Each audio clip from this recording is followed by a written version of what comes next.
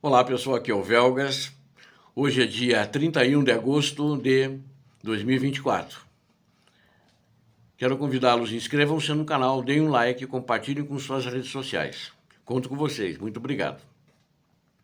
179 ataques, 179 confrontos que a Rússia fez atacando posições ucranianas em todo o teatro de operações.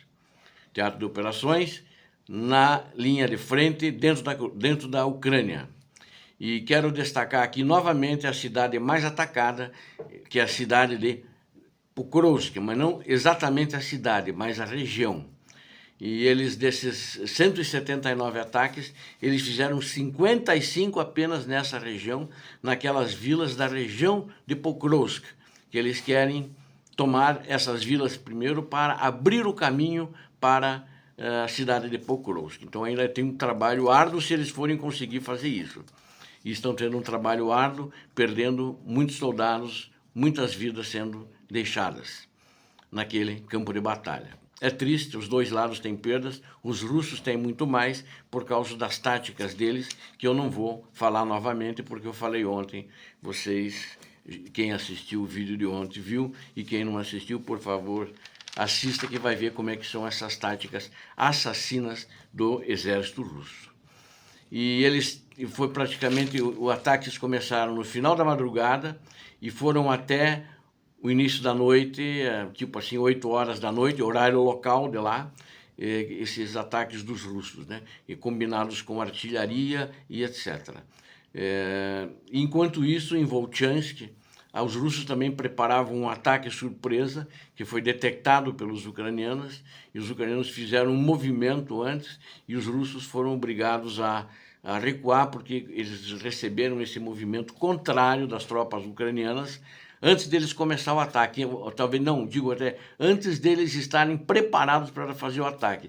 Eles estavam redistribuindo as forças, ainda da concentração de tropas, quando os ucranianos apareceram, fizeram um envolvimento, atacaram eles primeiro e eles tiveram que recuar consideravelmente, e os ucranianos ocuparam as posições onde eles estavam. Ou seja, mandaram eles de volta para a Rússia, quando é o lugar deles, nunca deveriam ter saído para vir fazer crimes na Ucrânia.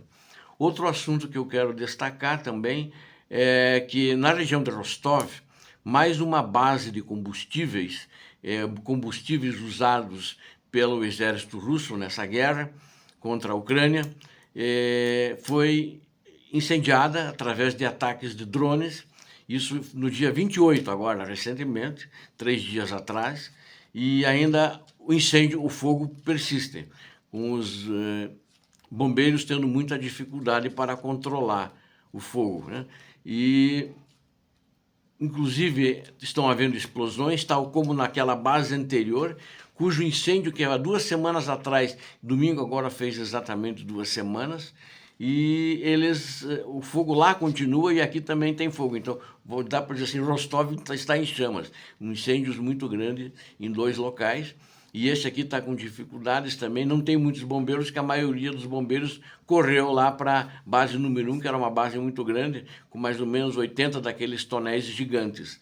E esse aqui também tem tonéis gigantes, uma grande quantidade também, não foi informado o número agora, mas que também estão pegando fogo e estão explodindo. A Rússia vai ter um problema muito sério na logística dela, nessa região, sobre a logística de combustíveis em geral, tanto para tanques de guerra como para blindados, né? Ou seja, toda a capacidade militar de locomoção vai ficar muito comprometida. Eles vão ter que trazer mais combustíveis de outras regiões, né? Porque senão não vão conseguir suportar a guerra. E tem outros que já foram destruídos, né? Como em Luhansk, em Donetsk também, mas eles devem estar trazendo esse combustível de outros locais, mas de fato causa um transtorno muito grande à logística da Rússia para alimentar a sua máquina de guerra motorizada, blindada e etc. E quero destacar também que a Rússia está trazendo de diversas regiões mais 30 mil soldados para Kursk.